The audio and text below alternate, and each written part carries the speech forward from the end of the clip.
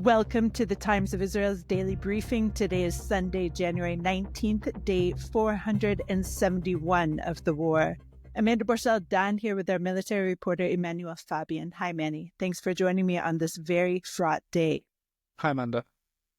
The ceasefire between Israel and the terror groups led by Hamas in the Gaza Strip came into effect at 11:15 a.m.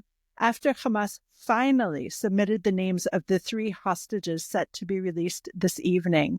Manny will discuss what preparations are being made to receive those who return alive. The body of soldier Staff Sgt. Oron Shaul, who was killed and captured by Hamas in 2014, was returned to Israel recently. We will learn what we know about the military operation that closed one family's saga. Manny, we are still hours away from the first hostage release, but what can you tell us about the hours, first of all, leading up to the ceasefire that was meant to have taken place at 8:30, but instead started at 11:15? So Hamas is the one that caused the delays. It was supposed to give Israel a list of the 3 female hostages to be released today, 24 hours in advance. They're supposed to be released starting at around 4 p.m. That's not expected to really actually happen on time, but meaning they were supposed to give the names at 4 p.m. on Saturday. Midnight came, the morning came, the 8:30 a.m., which was when the ceasefire was supposed to start, came and went, and Hamas still didn't provide the list. I think at around 10:30, 10:45, the list was received by Israel. Hamas blamed technical errors. I don't know what exactly they mean by that, but eventually Israel did receive the list. One of them is so far, the family has announced Romi Gonen. The other 2, we aren't naming them just yet. Hamas has published their names. And hopefully later today they will be released from Hamas captivity, and everything should go smoothly. And up until 11:15, the army was still carrying out strikes in Gaza, so it didn't stop striking at 8:30 as the agreed upon time, but it continued because the ceasefire hadn't gone into effect because Hamas wasn't abiding by its side of the agreement. Right. You mentioned that the 3 names are publicly available. We at the Times of Israel really, really respect the family's wishes. This we'll see playing out later on today when the hostages, hopefully, please God, return to Israel. And we will only publish information after we have been cleared to do so. Manny, you, of course, remember the November 2023 releases. It was a fraught situation, and there was a lot of rumor mongering going on until we did actually publish the authorized information. I assume that is obviously what we're going to be doing today. How do we know when to publish the information generally? So what will happen is the hostages will be basically released by Hamas and handed over to the Red Cross in the Gaza Strip. Then the Red Cross will hand them over to IDF troops inside Gaza, so different from the November deal where they were sent to Egypt and then from Egypt back to Israel. In this case, they will be handed over to troops inside Gaza because the army is still going to be in some areas of Gaza. From there, they'll be brought out of the Strip to a facility in Israel. So this army has established 3 facilities near the border where it will give the hostages initial treatment, an initial checkup to see if they're okay, and then from there they'll take them to hospitals in Israel. As far as I know, the names, if they aren't already released early, like in this case where Hamas has already named them, the names will be released by Israeli authorities once they are in contact with Israeli forces and brought over the border. The amount of time it'll take from when the IDF forces, it'll be a special forces unit in Gaza, it basically receives the hostages and until the moment they are taken to hospitals. The army estimates that this will take about 2 hours, that whole process. So the families of the hostages won't see them immediately. But this happened in the November deal as well. They were brought to an army facility. They made a phone call. Those who are in more serious condition, who need immediate medical treatment, will be taken straight away to a hospital without going through the army facility. Right. And of course, there will be pictures that are launched onto social media. But again, we are only going to publish authorized information. Manny, tell us, where are the troops on the ground right now in Gaza? So as of the first day of the deal, the army hasn't really moved that much in Gaza. So it's withdrawn from the urban areas of the Gaza Strip, and it is now positioned along the border. So there's basically a buffer zone along the entire border, including the northern Gaza border area. And it was also positioned in the Philadelphia corridor, the Egypt-Gaza border area, where Israel will maintain presence throughout the entire first stage of this deal. The Netzarim corridor in central Gaza, Israel still has presence there. It is packing up and withdrawing, and by day 7, the IDF will need to be out of the Netzarim corridor, because that's the day when Palestinian civilians are able to return to northern Gaza on foot without inspection, and on vehicles with some sort of inspection by some agreed upon mechanism from the mediators, some external company, not the IDF. So during this first stage, Israel will be in the buffer zone, will be in the Philadelphia corridor, eventually won't be in Netzarim. If after the 42 days there's a sort of a mechanism is agreed upon for the second phase to release the remaining hostages, then we will see the army also withdraw from the Philadelphia corridor and also the buffer zone in those later stages. Already this morning, Manny, we saw, of course, Hamas fighters moving out freely in the open, in uniform, brandishing weapons, and essentially, from their point of view, of course, the IDF is gone, which is not correct, as you just mentioned, and that Hamas has claimed victory. We saw, of course, in the Lebanon truce that very quickly there was a bit of mayhem. And I just wonder how the IDF is preparing to prevent that. So the army has said that if there's any threat to troops in Gaza, it will act. If they identify terror groups trying to launch a rocket at Israel, the army will act in those cases. There's no reason why they'll ignore any violations of the ceasefire like they did in Lebanon with Hezbollah violations. Israel acted. So Israel is preparing for those sort of scenarios. The army is also preparing for a case where it will need to return to fighting, they say, immediately, if the deal falls apart, or if at the end of the 42 days the second phase doesn't go ahead. The army is ready at any moment to just go back in and return to fighting. For sure, it will be more difficult if Hamas is now able to regroup, position itself in areas that the army has withdrawn from. The IDF under the deal isn't supposed to be flying drones over the area to carry out surveillance missions. So it will definitely be harder for Israel to return to fighting, but it's something that the IDF says it's able to do and preparing to do, because it's still not clear whether or not this deal actually goes through all the way to the end, or even if it does go to the end, if the second stage will actually happen. We'll go to a short break. A lot of this was supercharged by the origins of Christianity, because Judaism and Christianity had this family fight, because all the early Christians were Jews, but unfortunately it got put in a sacred book, so it stays forever. Anti-Semitism is unique in that Jews are both subhuman and superhuman. They're like vermin who run the world. If you look at the Nazi stuff, that's exactly what it says. The English scholar Hyman Maccabe had this theory that the reason that that's so is you can't kill a god unless you're super evil. And so there is this trope, I think, planted in the Western mind that then got transferred to the Muslim world, that really almost required an exorcism, that behind every evil, ultimately, there is this super evil genius, and that's identified with the Jew. And I know this sounds crazy, but again and again and again, you see this. Doesn't matter what it is that happens that is bad in the world, someone somewhere will assume that the Jews were behind it.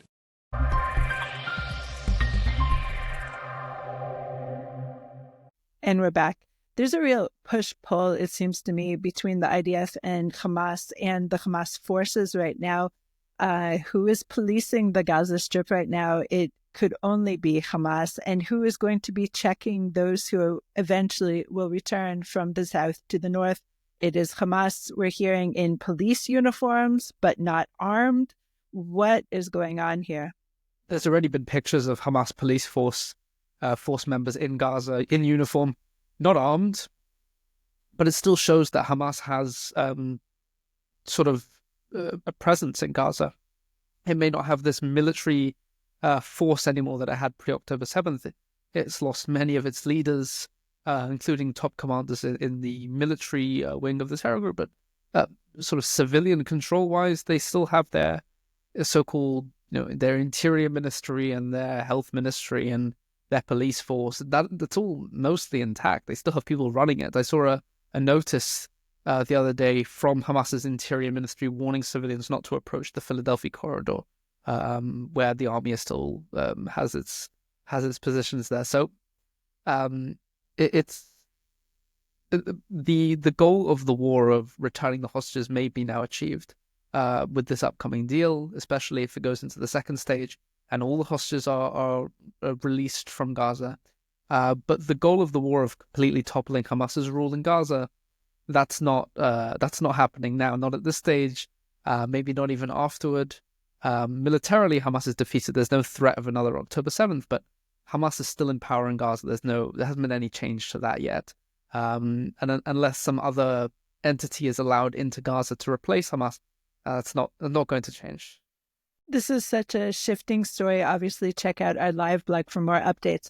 I want to also turn to the other headline of this morning, something that would have gripped us for days were it not for this hostage release situation. But in a recent clandestine operation in the Gaza Strip, Israeli troops recovered the body of soldier Staff Sgt. Oron Shaul, who was killed and captured by Hamas in 2014. So tell us about this recent clandestine operation, when did it even take place? Do you know, Manny? So the operation took place over the past day in the northern Gaza Strip. It was completed overnight between Saturday and Sunday. It was kept completely under wraps. Very few people knew about it. And it was carried out by several special forces units, including the Navy's Shayetet 13, the Flotilla 13 commando units, and another elite force in the Intelligence Directorate. And also the Shin Bet was involved in this operation. So the army says that it carried out this operation to recover the body based on intelligence efforts also from the past decade since Shaul was captured, but also intelligence efforts that were ramped up during the ongoing war to be able to locate where the body is and to figure out when the best time is to actually go in and recover it. The body was brought back to Israel. It was taken to the Abu Kabir Forensic Institute. It was identified, and the army then notified Shaul's family. Just for a little background, Oron Shaul was killed on July 20th, 2014, during the 2014 Gaza war. He was in the Golani Brigade's 13th Battalion. There was a battle in Gaza City's Shajaiya neighborhood, and during this battle, the APC they were in got stuck in one of the neighborhood's narrow streets, and while they were trying to extract it, it came under fire by Hamas operatives. They launched anti-tank missiles at the APC, and 7 soldiers were killed in the instant, including Shaul, whose body was dragged away by the Hamas operatives and remained held since. It was the first time that Hamas has captured a body of an Israeli soldier. Later in the war, Hamas would also capture the body of Hadar Goldin, an officer, and his remains still remain held in Gaza. And the army has said today that, and other Israeli officials as well have said that they are making every effort to recover his body as well. At least per the ceasefire deal, if the second stage is carried out, then Hamas would have to release Goldin's body as well. That's also part of the potential second agreement. So one family's saga has closed. In the meantime, of course, there was a terrorist stabbing yesterday. Officials are telling Israelis to be on high alert in the country, also abroad. Manny, what do you expect to see as this ceasefire takes hold? The army has bolstered its troops in the West Bank and is preparing for potential attacks in the West Bank, and that's where I think most of the focus will be now. Many of these Palestinian prisoners, including terrorists, are being released to the West Bank. The police and the prison service and the army all saying they're going to try and prevent celebrations upon the release of these prisoners. They're also ramping up intelligence efforts, placing more soldiers on the route and near Israeli settlements, because there is a real fear that this release will spark future attacks. We don't know the exact motives of yesterday's attack in Tel Aviv, whether or not it's related to the ceasefire or not. But the army is now focusing a lot on the West Bank, and once the ceasefire is properly in effect and the focus from Gaza sort of goes down a little bit and there's less troops in Gaza, more troops will be sent to the West Bank, and that's where most of the Israeli army's focus will be in the coming weeks, maybe in the coming months as well. The petitions to the High Court of Justice were denied over the release of these Palestinian prisoners this morning. Manny, when and how many are meant to be released? So in total, it's up to 1,904 Palestinians, and they include 737 jailed Palestinians. So we're talking about convicts and detainees who are under administrative detention or those kind of cases. But in Israeli jails, the Justice Ministry has published a list of almost all of them in order for people to petition against their release. The High Court's going to deny all of them anyway. That's always how it's going to work, but they do allow the petitions. And in addition to these 737 jailed Palestinian prisoners, I'll just add some of them are serving life sentences for murder. Some of them are what they call heavy terrorists. But in addition, there's also 1,167 Palestinians who were detained in the Gaza Strip during the ground offensive, but these don't include the terrorists who participated in the October 7th onslaught. So we're talking about terror suspects or even members of Hamas who participated in the fighting in Gaza or are just members of Hamas. But basically, those who are not involved in the massacre on October 7th, those are the ones that will be released. So in total, nearly 2,000. And I say up to because under the agreement, there's the exchange. There's a whole, basically, depending on which hostage, if it's a soldier or a civilian, or if it's one of the sick who are being released, there's a sort of a number that's how many Palestinian prisoners Israel's exchanging. It depends whether or not they're alive or not. So Israel believes that most of 33 are alive. There are some cases where Israel doesn't have concrete proof, but there is some information indicating that they are not alive. For the bodies, Israel will be releasing a different number of Palestinian prisoners. So it may not be that Israel releases all 1,900 of them, because it really depends on how many of these hostages are alive, and depending on the sort of the math with in the agreement. Again, listeners, this is such a changing story minute by minute. And Manny, thank you so much for updating us until just 12:30 today on Sunday, and everything can change. Nothing is set in stone at this point. Thank you again, Manny, for joining me today. Thank you. Thanks for listening to the Times of Israel's Daily Briefing. Please check out another installment tomorrow. This episode was produced by the Podwaves. If you have any questions or comments about this or any other episode, please drop us an email to podcast@timesofisrael.com. Until tomorrow, shalom.